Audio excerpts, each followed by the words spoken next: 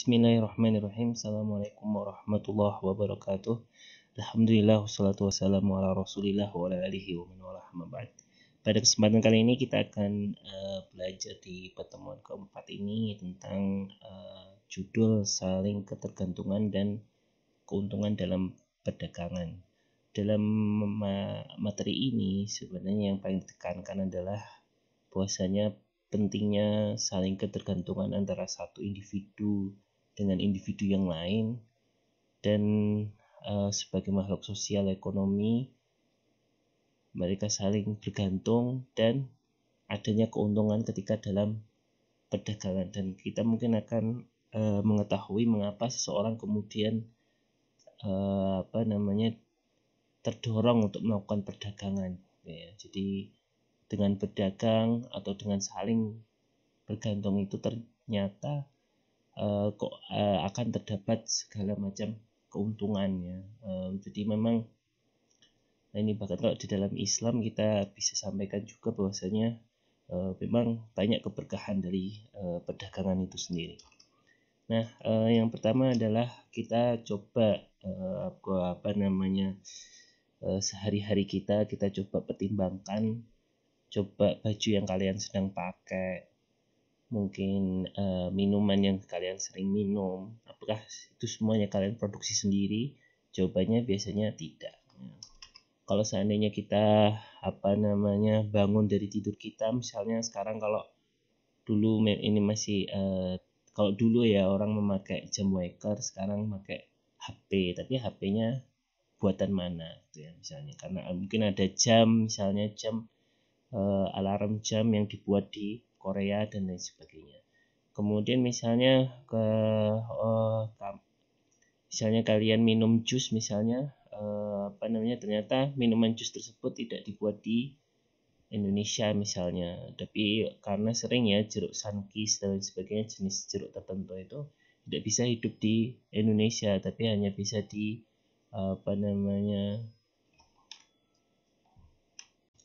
jadi seandainya kita meminum jus jeruk misalnya ya, orange juice, tapi ada beberapa jenis jeruk yang tidak bisa hidup di Indonesia, atau kita dapatkan jus itu dari Florida ya. Kita tahu ada salah satu merek minuman namanya Floridina ya, karena merujuk pada kata-kata kota, sebuah kota yang terkenal penghasil jeruk di Amerika Serikat ya. Kemudian juga tentunya kita tahu bersama Starbucks, di mana yang cukup terkenal karena berhasil sebagai pengekspor kopi nomor 1 dunia ya, yang kopi dari biji-biji kopi yang tumbuh di Brazil. Itu juga adalah salah satu perdagangan kenapa kok kemudian kita bisa menikmatinya di negara kita. Kemudian kalau kita memakai baju, mungkin ada banyak misalnya diambil dari benang atau kain katun yang tumbuh di Georgia. Tetapi juga mungkin ada yang bukan hanya itu ya, sewn itu artinya dijahit di di perusahaan-perusahaan Thailand ya, karena kita tahu juga kalau teman-teman beli biasanya kaos bola dan sebagainya yang ori atau yang ini, kadang-kadang pembuatnya adalah negara Thailand, walaupun beberapa kesempatan lainnya ada sih yang dibuat di Bangladesh. Intinya banyak pelibatan negara-negara dalam produksi sebuah pakaian. Kemudian misalnya kalau kita nonton sebuah acara broadcast TV dari New York ya, jadi itu aja buatannya udah acara TV-nya yang bikin adalah sebuah production house di Amerika, tetapi TV yang kita tonton secara elektroniknya itu dibuat di Jepang. Kemudian juga sama dengan kita apabila salah satu isu tentang misalnya mobil nasional kita namanya mobil SMK, itu ternyata ya spare partnya atau daleman dari mobil SMK itu sendiri ternyata tidak dibuat oleh satu produsen negara saja. Jadi banyak yang harus tetap impor baik dari Cina dan lain sebagainya. Jadi kita ke kelas naik mobil, tapi ternyata mobil kita itu in half dozen different kelas itu hampir setengah dosen, atau mungkin yang pembuat negaranya 6 negara yang membuat komponen dari banyak negara itu. Nah, kemudian jadi kita harus mengingat bahwasanya ekonomi itu adalah bagaimana belajar sebuah masyarakat untuk memproduksi dan juga mendistribusikan barang dan jasa. Ya, jadi itu salah satu topik utamanya, ya. Dalam rangka apa? Dengan tujuan untuk attempt to satisfy, ya, untuk memenuhi keinginan dan kebutuhan dari para anggota masyarakatnya. Nah, kemudian bagaimana kita memenuhi kebutuhan kebutuhan dan keinginan kita di dalam dunia global. Yang pertama adalah we can economically self-sufficient. Jadi kita penuhi sendiri. Ya, tapi ini tentunya sangat susah. Kalian kalau makan masak sendiri, atau mungkin kalian juga bertani sendiri untuk bisa dapatkan hasil berasnya, kemudian memasaknya sendiri.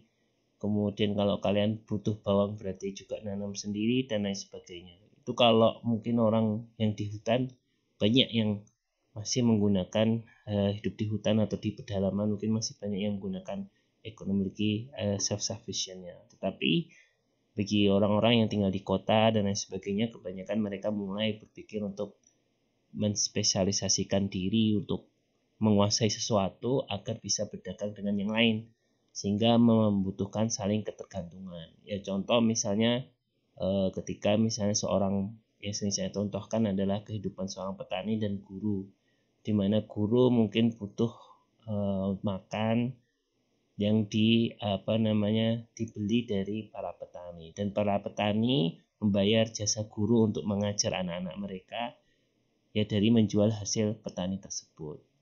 Itu seperti itu. Jadi guru spesialis dalam mengajar anak-anak atau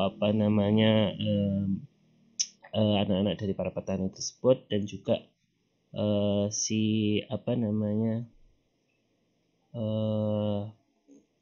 petani dia khusus untuk bercocok tanam. Nah, kemudian seorang individu atau negara itu mereka juga menspesialisasikan diri untuk sebuah produksi tertentu, kemudian exchange, ya, bertukar sebagai jalan untuk mengatasi masalah akibat scarcity. Scarcity artinya kelangkaan. Jadi contoh di Indonesia ini dia masih impor bahan bakar baku minyak, ya, BBM. Karena apa?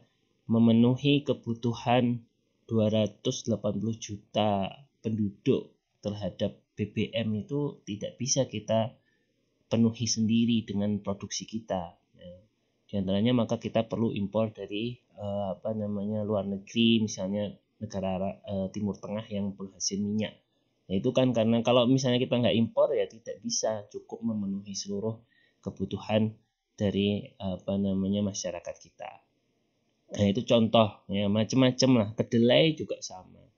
Dan walaupun isunya bukan masalah scarcity juga, kadang-kadang masalah efisiensi, masalah harga itu menjadi pertimbangan kenapa seorang perlu ataupun sebuah negara perlu mengimpor, ya. Nanti ada pembahasan khusus, ya.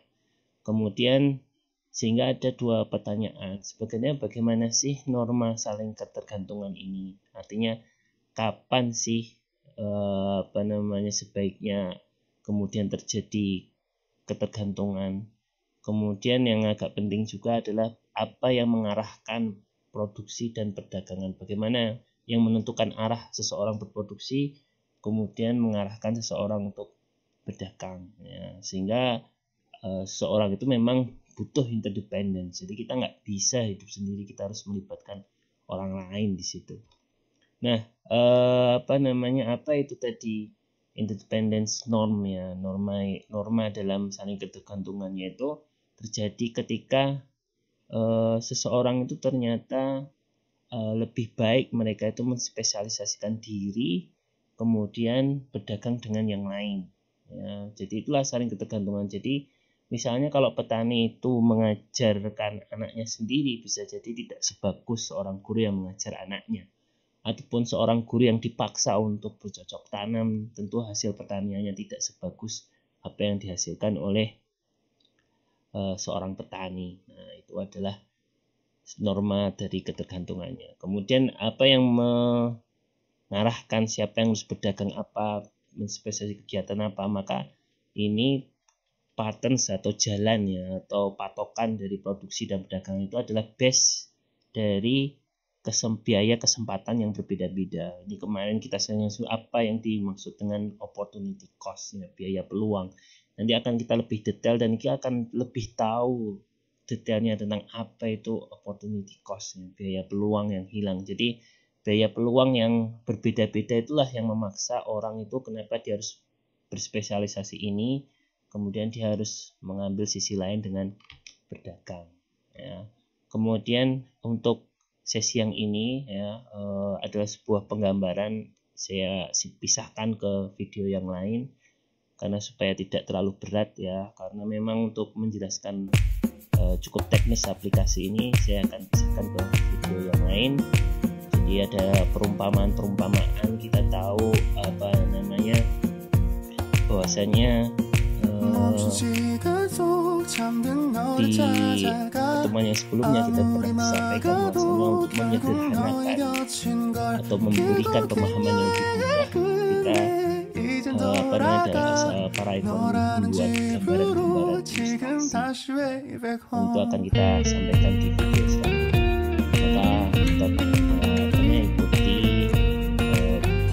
video selanjutnya ya. Stay tune.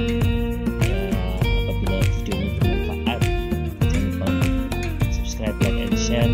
Sampai ketemu di video selanjutnya. Terima kasih. Assalamualaikum warahmatullahi wabarakatuh.